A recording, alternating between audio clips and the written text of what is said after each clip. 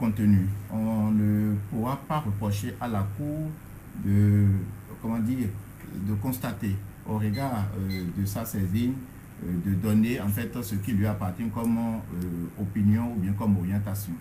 Ici, de quoi qu'il est question, il faut voir en fait les deux procédures. Déjà au niveau de la Sénat, il y a lieu de se rendre compte que la loi fait exigence, oui, à la Sénat de pouvoir répondre aux requêtes, d'accord, des partis politiques et des acteurs politiques, même des particuliers, sur différentes questions liées au code électoral.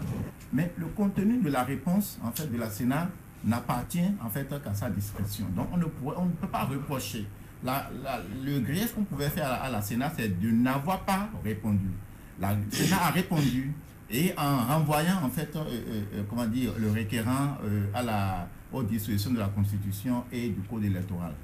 La Cour constitutionnelle, à son tour, confirme en fait la position de la Sénat en estimant que la loi ne pouvait pas tout prévoir. Et en cette matière, il faut dire qu'il y a, comment dire, il y a un principe en droit pénal et qui n'est pas reversé en droit civil.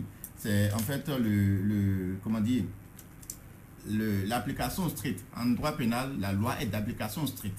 Ce qui n'est pas le cas lorsque nous sommes en matière civile, parce que dans la pratique, les lois n'ont jamais le degré de précision attendu en fait en théorie. Et donc, de ce point de vue, lorsqu'il appartient, lorsque l'autorité qui détient le pouvoir réglementaire en application de la loi trouve des aménagements qui ne contrarient pas la loi, mais qui permettent de le détailler, qui permettent de l'appliquer, il n'y a véritablement pas matière à s'inquiéter par rapport à la situation. Je vous donne un tout petit exemple.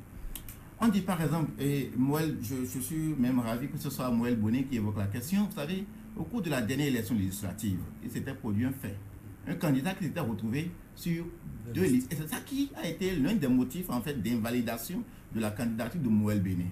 Comment faire pour en fait mettre beaucoup plus la responsabilité sur les individus et non pas sur le parti pour ne pas arriver à pénaliser le parti? L'autorité réglementaire dit, tant que ça ne contrarie pas en fait les dispositions de la loi, on peut avoir une déclaration sur l'honneur qui, de telle manière, pourrait décharger le parti politique. Mais comment vous pouvez faire une déclaration sur l'honneur? Comment pouvoir justifier votre identité, votre signature?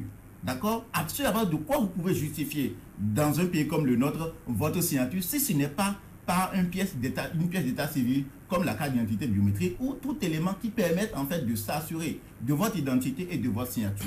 Rappelez-vous bien, sur la question en matière d'état civil, nous avons d'autres cartes CIP. Il y avait une première version de la carte CIP qui était sans signature du titulaire. Et les autorités administratives disaient que cette carte-là pouvait faire office de carte d'identité et faire toutes les opérations. Les banques refusaient cette carte. Il y a eu lieu, on a saisi les autorités bancaires au plus haut niveau, d'accord, qui estimaient que la banque avait raison de rejeter ces cartes parce que ces cartes-là ne portaient pas la signature du titulaire. Et donc, quand vous remarquez aujourd'hui, l'ANIP a dû prendre en compte cela. Quand vous remarquez les nouvelles versions de cartes CIP aujourd'hui, il y a la signature du titulaire. Et donc, cette question ne pose plus de soucis au niveau des institutions bancaires. Sauf que lorsque vous voulez poser un acte, surtout nous sommes en matière électorale qui est une matière assez sérieuse, vous devez avoir à justifier de votre identité, vous devez avoir à justifier de votre signature.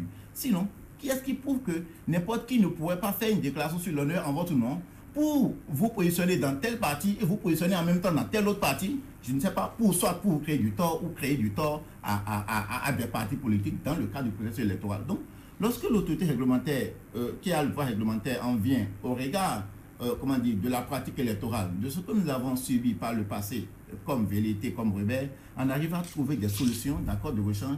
Je pense qu'il vaut mieux, comment dire, accompagner, féliciter et éventuellement trouver des aménagements si éventuellement ça pouvait créer, comment dire, un certain nombre de difficultés. Parce qu'en fait, comme nous analysons au regard des pièces, nous allons peut-être en venir dans le contenu, il n'y a véritablement pas matière à s'inquiéter.